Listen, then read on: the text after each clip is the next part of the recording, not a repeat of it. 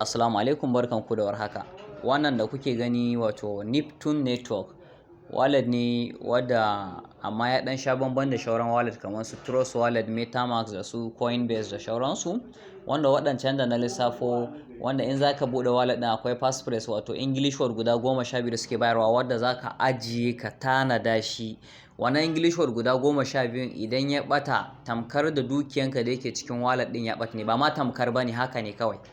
To su nasu ba passphrase suke baya, ba passphrase bane nasu, passkey suke menene, passkey ne nasu, passkey ne suke bayarwa. Wasu rubutu haka nan masu dan yawa da dan yawa haka na wasu rubutu dai passkey ne shi suke bayarwa.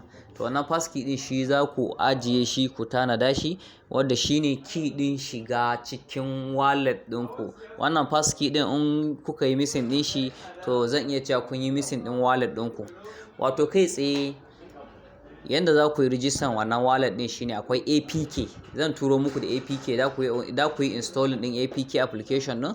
In kun zo rijistan kuma za ku ga layin farko shi za ka taba, zai fito maka da passkey ɗinka. Layi na biyu da na uku kuma password ɗinka da confirm password ɗinka, yi kai next. In kai next zai baka wajen da za ka yi copy ɗin passkey naka sai ka karasa. So in ka karasa zai shigo da kai fiska kamar haka, wadda za ka ga wato NT kwaya 5,000 suke bayarwa, amma kai in kai bara ka ga sun baka 5,000 din ba, har sai ka je wajen mai din nan. Wannan wajen mai din nan da nake kewaya muku shi, za ka taba shi sai ka zo ka yi wato wajen invite friend din nan, sai ka je ka sa referral code din da zan turo maka da shi. In ka sa kai binding din shi, to shikenan kana dawowa kai ma za ka samu wannan 5,000 din, wanda yake daidai da dala 500 a nan. Gashi nan kamar yadda kuke gani. Wato kamar yadda na ji voice din mai voice, wadda yi voice, na ji voice din ya kama hankali na sosai.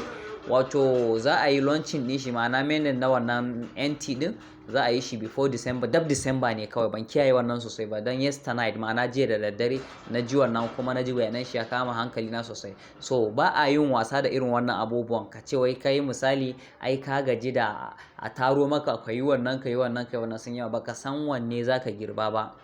In kuma ma misali da ka harvesting din, baka san wanne za ka fara harvesting din shi da wuri, ka fara moran shi da wuri ba, baka kuma san wanne ne za ka amfana da shi ba. So based on yanayin wannan da muka gan shi, gaskiya muna mishi ganin abu ne mai kyau sosai, wadda Allah ya datar da mu a kai za mu amfana da shi sosai.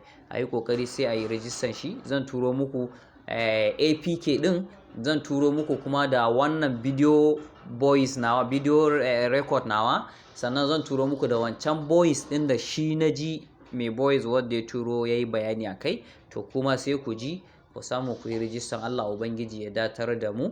Zan turo tare da invitation code, sai ku yi amfani da shi. Kamar yadda na faɗa, zan maimaita. Ka gama yin rijista da ka zo ka sa invitation da zan tura maka.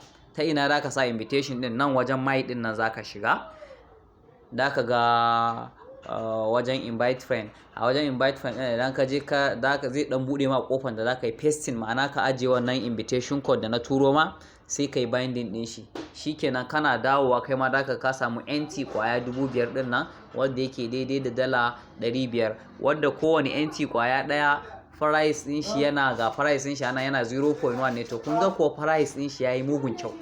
Dan yanzu wallahi duk wasu abubuwan da muke mining, in dai da misali a ce da suna fitowa da 0.1, to ba laifi, sun yi kokari ai.